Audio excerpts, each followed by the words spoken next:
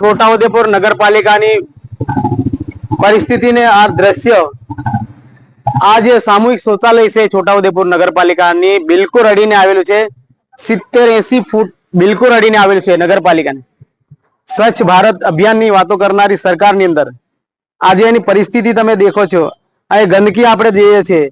આની હાલત આપણે જોઈએ છે શૌચાલયની તો અમે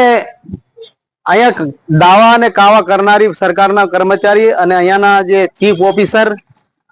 પ્રમુખશ્રી અહીંયાના જે પ્રમુખશ્રી નગરપાલિકાના અને વોર્ડના સભ્યોને કહેવા માંગીએ છીએ માત્ર ને માત્ર આ લોકોને ભ્રષ્ટાચાર સિવાય કશું દેખાતું નથી આ લોકોને વારસાગત આદત પડી ગઈ છે વારસાગત એમના પરિવારોની અંદર કેવી વારસાગત આદત પડી એવી ભ્રષ્ટાચાર કરવાની આદતો પાડી દીધી છે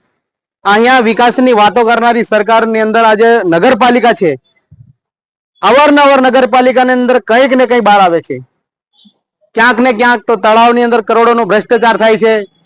ત્યાં કશું કોઈ આ સુધી એક્શન નથી લેવાતું ક્યાંક ને ક્યાંક નગરપાલિકાની અંદર બીજું અન્ય કોઈ વસ્તુ નીકળે છે આજે શૌચાલયની પરિસ્થિતિ બહુ ગંભીર હાલતમાં છે અમે કહીએ છીએ અહીંયાના તંત્રને કે તમને કોઈ કહેવા વાળો છે જ નહીં એટલે તમે તો તમને એમ ખુલ્લે એમ તમને સર્ટિફિકેટો મળી જાય એવું લાગે છે કે નગરપાલિકાને વોર્ડના સભ્યો ને પ્રમુખ ને ચીફ ઓફિસર એમની પેઢીઓની વારસાગત મળી ગઈ હોય ને એવું આ કામ કરી રહ્યા છે આવનાર સમયની અંદર આના કરતા હજુ પણ વિશેષ ખરાબ કરવા માટેનો આ લોકોને આદત પડી ગઈ છે તો જલ્દી તકે અહીંનું તંત્ર જાગે નહીં તો અમારે અહીંયાના તમામ સાથે લોકો મળી નગરપાલિકાના તમામ લોકો અહીંયાના નાગરિક સૌ સાથે મળી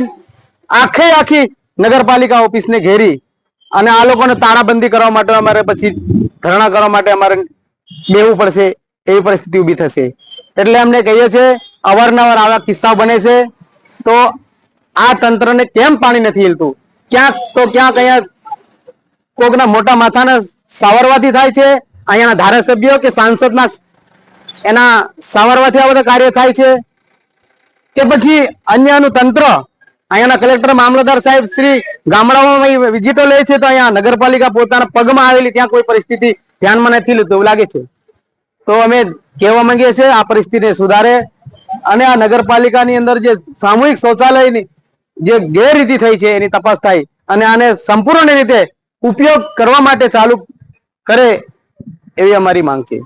નગરપાલિકામાં આપણા કોમ્યુનિટી ટોયલેટ અને પબ્લિક ટોયલેટ એમ થઈને કુલ 7 જેટલા ટોયલેટ છે એમાંથી આપણા મોવડી ફળિયાવાળા અને મહિલા પુરુષવાળા બંને કાર્યરત છે જ્યારે બાકીના 5 બંધ હાલતમાં છે પરંતુ નગરપાલિકા દ્વારા ટેન્ડર બહાર પાડી દીધું છે અને 1-2 દિવસમાં વર્ક ઓર્ડર પણ આપી દેવામાં આવશે અને 28 લાખના ખર્ચે બધા ટોયલેટનું રિનોવેશન પણ કરી દેવામાં આવશે.